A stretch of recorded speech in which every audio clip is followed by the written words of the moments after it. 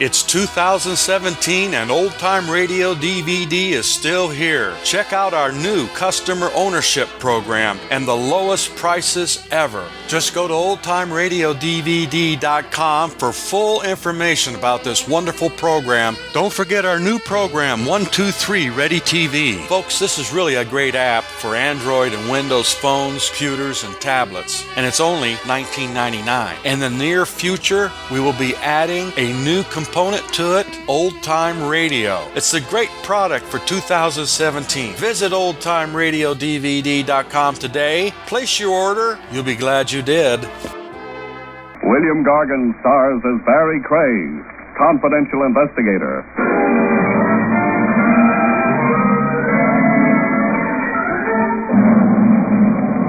There's a place somewhere, folks, away from the hurly-burly, where everything is slow and easy, and you can sleep around the clock without being heckled. I could be referring to a cemetery.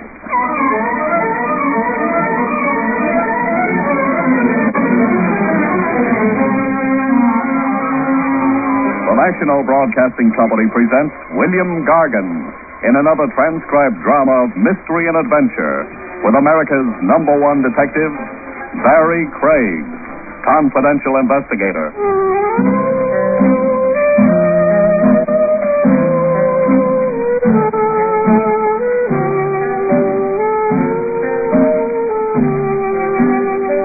Barry Craig speaking.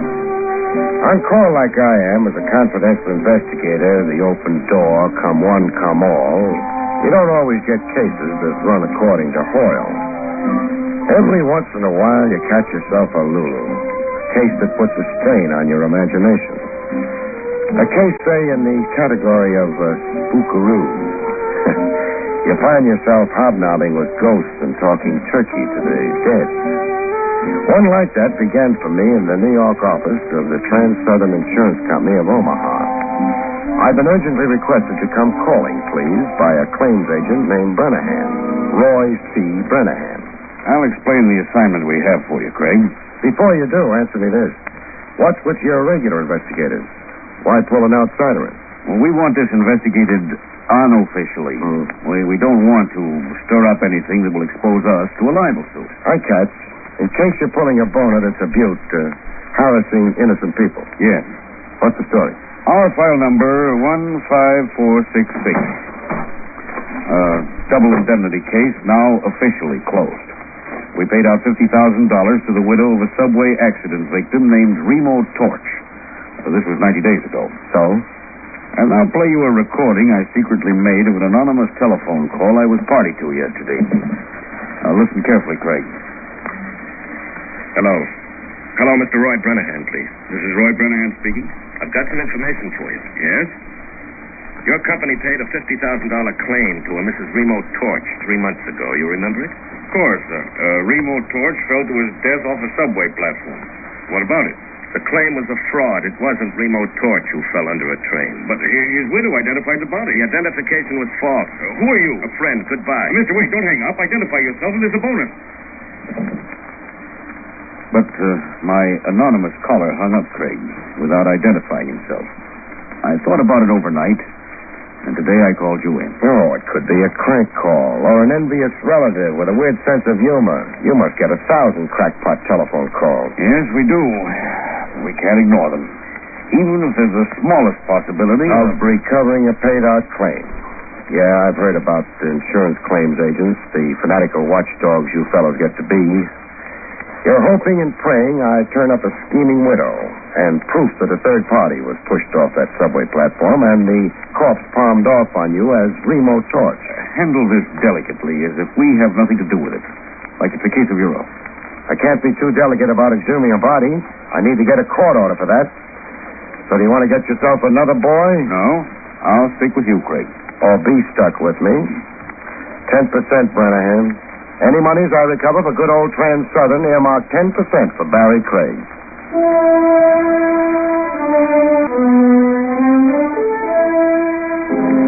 While waiting for red tape to unravel on the court order for exhumation of a corpse, I went to see the scheming widow. 169 Seneca Street was her last known address. The street where the drunks outnumbered everybody else. I ran into a very curious development at 169 Seneca. No widow Tourch. The janitor, who looked like his mind wandered, explained the widow's absence. Widow Tourch is dead.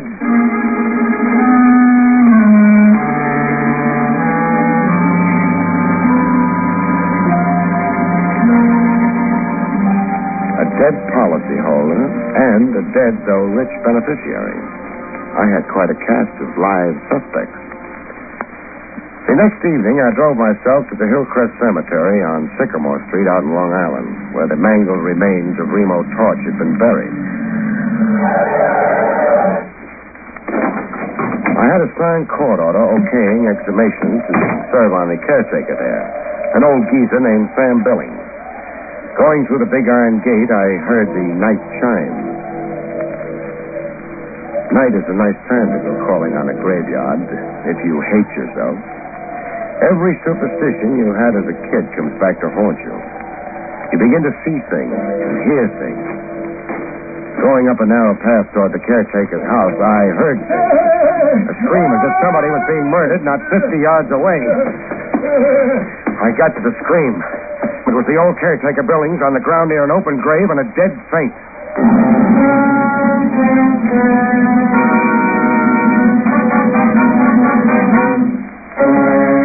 Caretaker came to, pop-eyed as if he'd seen the devil and clawing at me as if I was the devil. Quit it, Billings. No, go away. Keep choking me and I'll have to flatten you. I'm Barry Craig, a confidential investigator, now concentrating on insurance. Now, if you can collect your wits, old man. You're an investigator. Who'd you think I was? Him. Him? Who? He isn't dead. Makes sense, old man. I was making my rounds like every night when I heard the noise. Noise I'll never forget if I live to be 100. The odds are away against you, the hypertension you've got. I turned to look, bringing my light close, and it was the lid of a coffin coming off, as if by itself. Neatest trick of the century. And then what happened? I lived to be 100. We've already been through that. Then the dead man got up and stood there, alive as you're standing here, all green under the moon. How does the rest of the hallucination go? I watched him go off, not making a sound, and walking in a funny little hop. And then... You screamed and fainted dead away. The next thing you knew, you had your fingernails in my neck. Now get your bearings and throw a light on that coffin. I want to have a look. See, the casket is empty. Empty it is. So a stiff came to, forced the lid open, turned green under the moon, and then went on the town. It's something to believe, but I saw it with my own eyes. With that 20/20 vision you don't have, did you also see who dug them up? Dug them up? That's what I asked, if you'll really open your eyes. 6 feet of dirt piled in 2 neat hills on both sides of the grave. See it? Yes. To get out from under, you stiff needed a muscular accomplice on the outside. Who was supposed to be buried in that grave? I can't make out the name on the tombstone. Tourch. Remo Tourch.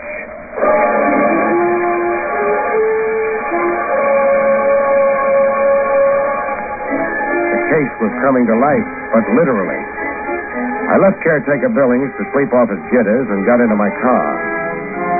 Driving down tree-shaded Sycamore Street, my headlights picked up a character moving along the sidewalk in a funny little hop. A funny little hop were exactly the words the caretaker had used describing his stiff who'd come alive. My man on the sidewalk was loping along like that, a kind of hop, skip, like a guy who had no control over his reflexes. I switched from brights to dims, slowed the car down to a crawl, and trailed him into a tavern, a big neon sign advertised as Barnstable Inn. I went in after him. My man wasn't after eats or bottle goods. He was out to make a phone call. I watched him thumb through a directory, then get into a booth. As soon as it was safe, I eased into the adjoining booth to hear what I could hear. I must see you. At once, tonight. Well, you must come. In Burnside Park, near the funk. I'll be there waiting for you. I watched him start for the open door of the tavern. I checked the phone directory where he'd left it open and read off the name where his fingernail had left a line under it. Mrs. Verna Talbot, it said. 2580 Marydale Drive. A guy risen from the dead was dating a woman.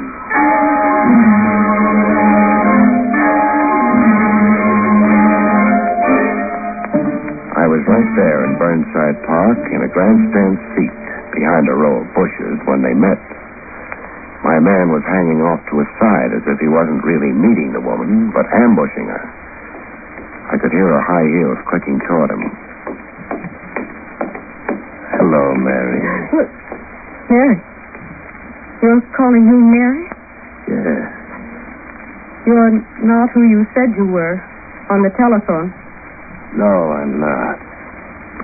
That was a ruse to get you to come. I'll come out of the shadows so you can see my face. Well, Your face is chalk. it's a dead face. And your eyes. They're dead eyes, Mary. I've been dead, but I've come back. I've come back to claim you, Mary. Mary, my wife. For your sake. I'm not your Mary or your wife. I don't even know you. Let me go. He wasn't just claiming her, he was strangling her. I got busy. Let go of her, mister. Suppose we postpone introductions for later.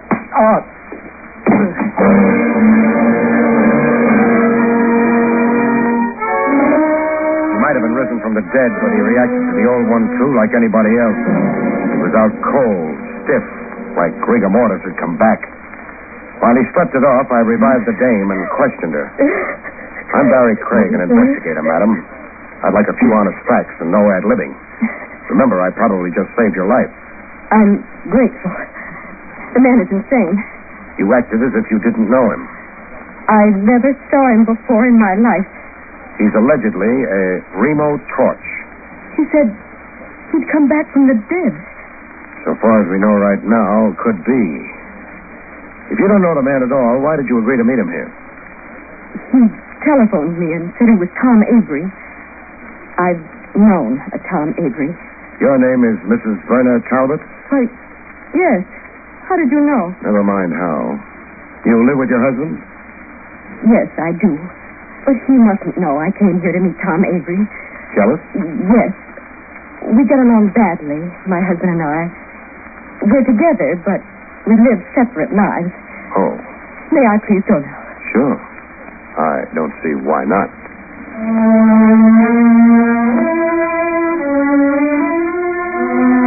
I watched her melt into the night, half mink, half woman. Then I sat down to rest up, take stock, and wait. I'd sure found myself a bright way of making a living. There I was in the public park at 2 a.m., waiting for a corpse to rise for the second time in one night, this time out of dreamland.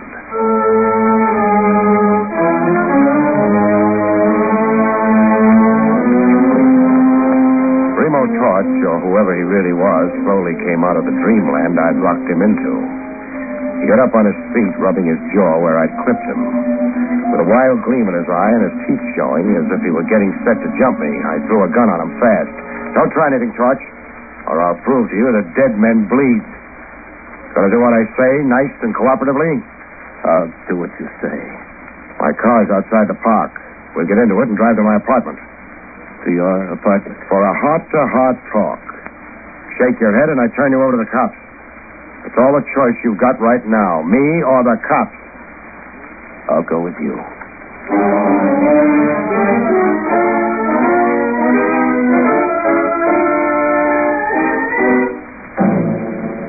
I got him home with me okay and put him to bed. When he fell asleep, I handcuffed him to the bed and tied his feet. Then I showered and waited for daylight and a good morning chat with Lieutenant Trev Rogers at Willie's Coffee Pot. I don't get half of what you told me, Craig. Half's enough to hold you for now. Feed ghost stories to little boys a spoonful at a time, an old teacher of mine used to say. Just you run down a few items I asked, huh, pal? You want me to find out when Mary Tourch died? And who signed the death certificate, and where was she buried? Phone me the minute you know. Craig. Yeah? being your blind helper, just how did I get so degraded? The coffee's my treat. Have yourself a second cup, chum.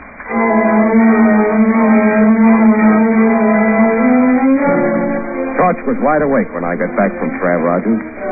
I untied his feet but kept the handcuffs on. All recovered from your busy night, Tourch? What do you want with me? I'll settle for the story of your life. I can only remember the story of my death. I died August 28, 1951. Okay, I'll play straight man. Go ahead and tell me the story of your death. My last day alive was a Friday.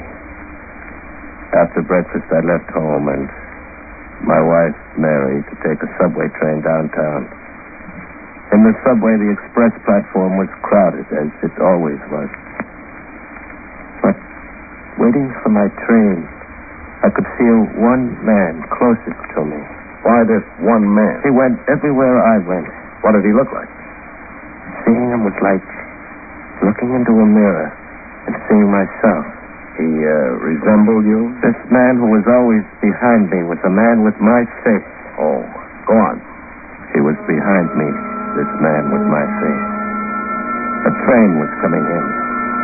I heard its warning sound, and then I saw it come at me, hissing like an iron dragon with enormous eyes that held me spellbound. I tried to push back, but hands threw me forward into the jaws of the iron dragon. No! That's how I died, August 28th, 3 months ago. You don't believe the story of my death? When I do, peddle me to Bellevue. That's how you were supposed to have died August the 28th last. That's the phony story in the Trans-Southern insurance files. You were supposed to have died like that, Tourch, only you didn't. Somebody else did. Somebody else did? Yeah. The patsy whose remains were identified as Remo Tourch. The poor devil who was really in that coffin you supposedly stepped out of last night. Excuse me. Barry Craig speaking. Barry, this is Trav Rogers. Mary Tourch died a month ago. A heart attack. And Eric Carter signed the death certificate. She was buried in Hillcrest Cemetery like her husband before her. I got it. Thanks, Trav. Can I be of any further service to you? Yeah, you can. Send one of your boys over to my apartment. I've got a prize package I want under lock and key while I roam the world.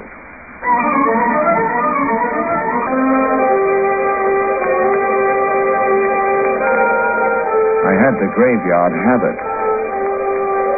There I was again at Hillcrest Cemetery, waiting another court order at old caretaker Billings. This time with the name Mary Tourch spelled out on it. Old Billings read the court order, sneaking a little foolish grin at me as he read. Is to be an order, Mr. Craig? Can you round up a couple of diggers right away? They can build Trans-Southern for the labor. It's easy to do. For a guy hoodooed by the risen dead last night, you're looking mighty cheerful today. I'll bet a tombstone you solved the mystery of the empty coffin for yourself. You're a discerning man, Mr. Craig. You found a body somewhere. The body the real Remo Tourch sneaked out of that coffin before he got into it. In time for you to come along and get an eyeful. I'm right, huh? You're right. And I'm a foolish old man. Where'd you find the body that was buried as Remo Tourch? Not 20 feet from where we're standing. Show me. Right here, by those flower beds it was. Buried cellar. Flowers had been tramped on, and I went to investigate. I saw the dirt had been turned over fresh, and then I noticed a foot. A foot sticking... Cut. Leave something to my imagination. Now go round up those diggers.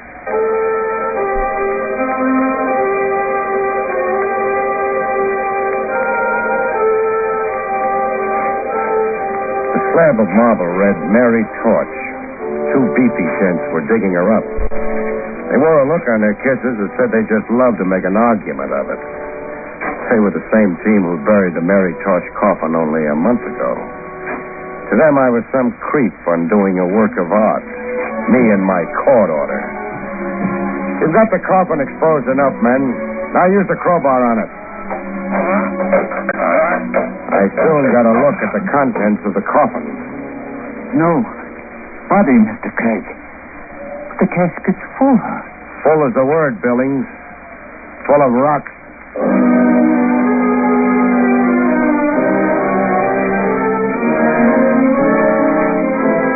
The answer to the rocks was obvious.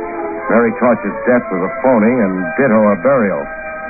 I found out how it was maneuvered by an entry in the cemetery record books. It's the name of the undertaker you want? Or whoever supervised the so-called burial. Here it is. Mary Tourch. And Eric Carter supervised the burial. Does the name mean something to you? Does it? Eric Carter's the same joker who also signed the phony medical certificate.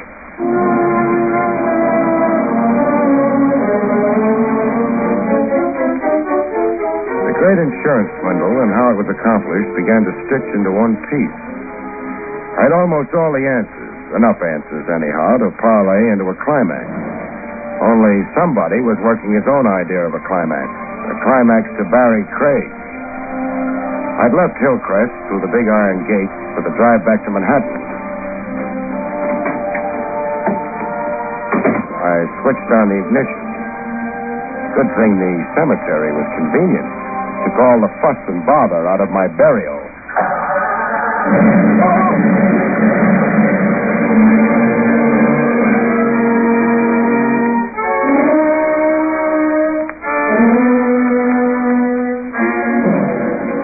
Dead.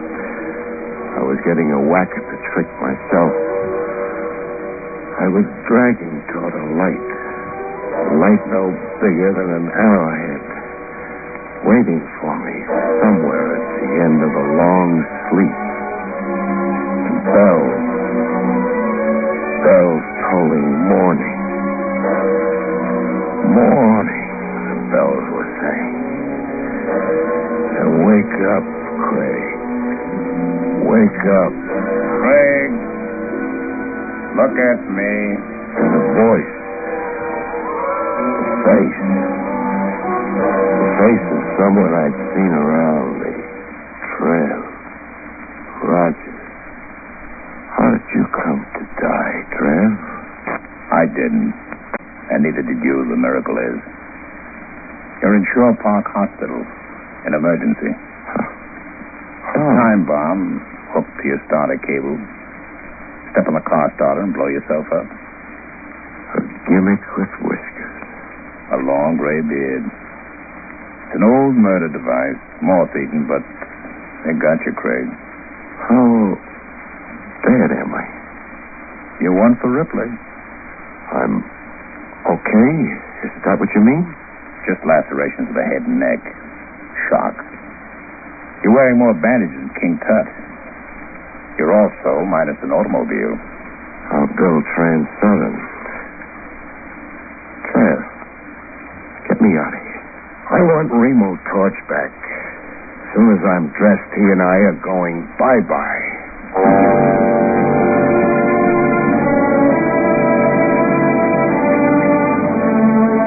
I taxied Remo Tourch across town to an address in my little black book. 2580 Meridale Drive. I'm reuniting you with the lady you made a scene over last night, Tourch. Yes, you. Us. May we come in?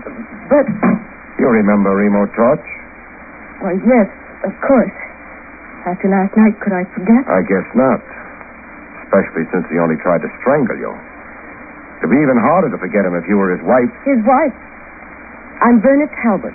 My husband is George Talbot, a manufacturer's representative. Hooray for employment. Is your husband around? Yes, Introduce him to us. very well. George, Yes, Verna. this is my husband, Mr. Craig. That's him. Him, George. Him who? The man with my face. It's my murderer. My murderer. Get this bad man off me. No more of that. Let go of him. My apologies for my friend's behavior, Talbot. There does seem to be a superficial resemblance between you. Same general features, sort of. Nonsense. This man's plainly insane. Insane like a fox. I'd say Tourch has a pretty shrewd idea of what he's up to. I'd even say he was trying to drive a couple of schemers crazy before the law caught up with them. I don't understand a thing you're saying, Mr. Craig. Craig. All Greek to you, huh? Suppose I spell it out and you see if you get the drift. Tourch's wife had him marked for murder. The lady wanted to cash in his insurance and then marry her boyfriend, then Eric Carter. The boyfriend began following poor Tourch around, waiting for a chance to knock him off. But Tourch caught on to what was cooking and figured out a way of outsmarting the schemers. Drop the insanity post, Tourch, and tell them how you did it. I hired an unemployed bit actor to wear my clothes and play at being me. The actor came down the steps at Tourch's house every morning, stopped at the same newsstand, then went into the subway to ride to his office, as Tourch would. Am I right on that, Tourch? Yeah. The device worked. You fell for it, Talbot, because you'd never actually met Remo Tourch. Did you say I fell for it? I said just that. You pushed a stooge hired by Tourch under that train. Madam here identified what was left of the stooge and collected her $50,000. But Tourch was really alive and kicking all the time. How much does it take to coax a confession out of you, Mr. Eric Carter, alias Talbot? Or you, Mrs. Tourch? We're caught, Eric.